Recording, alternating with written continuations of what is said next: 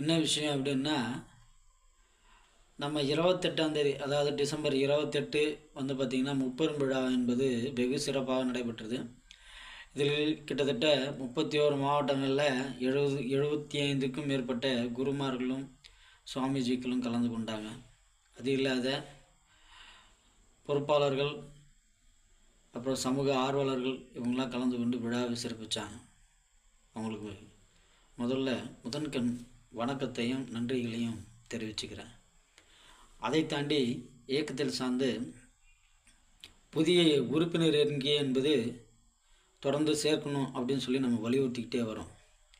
ஏன் அப்படின்னு சொன்னால், போன ஆண்டு நம்ம ஏப்ரல் 14 போது நம்ம ஒரு வேலூர் மாவட்டம் முழுவதும் நம்ம வந்து ஒரு உறுதிமொழி என்பது எடுத்திருந்தோம். என்ன அப்படின்னா, குறைந்தபட்சம் 5000 உறுப்பினர் சேர்க்கை இல்லது 10,000 உறுப்பினர் சேர்க்கை அப்படின்ற மாதிரி உறுதிமொழி என்பது எடுத்திருந்தோம்.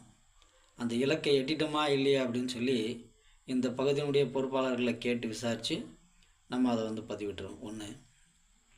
இன்னொன்று, புதிய உறுப்பினர் சேர்க்கை அப்படி சேர்க்கலை அப்படின்னா நம்ம கட்டாயம் இதுக்கப்புறமா தொடர்ச்சியாக உறுப்பினர் சேர்க்கணும் அப்படின்னு சொல்லி நம்ம வலியுறுத்துகிறோம். ஏன்னா அவங்க சொன்ன வாக்குறுதி வந்து பார்த்திங்கன்னா இன்னும் 4 மாதம்தான் இருக்குது, மன்னிக்கணும், இன்னும் 3 மாதம்தான் இருக்குது. அதனால் தொடர்ச்சியாக சேர்க்கணும். நீங்கள் வந்து அங்கங்கே வகுப்புகள் எடுத்து அங்கங்கே நம்ம இயக்கத்தின் சார்ந்து பேசி நீங்கள் வந்து புதிய உறுப்பினரை சேர்க்கணும் அப்படின்னு சொல்லி கேட்டுக்கிறேன். இதை தாண்டி வருகிற 12/1/2026 அன்று எல்லைமாரி வேலூர் மாவட்டத்தில் இருக்கக்கூடிய எல்லைமாரி அம்மன் ஸ்ரீலய அப்புசாமிகள் அவருடைய குரு பூஜா என்பது இருக்குது. அதனால் அனைத்து பொறுப்பாளர்களும் கலந்து கொண்டு, ஆன்மீக பெரியவர்களும் கலந்து கொண்டு விழாவை சிறப்பிக்குமாறு அன்போடு கேட்டுக்கிறேன்.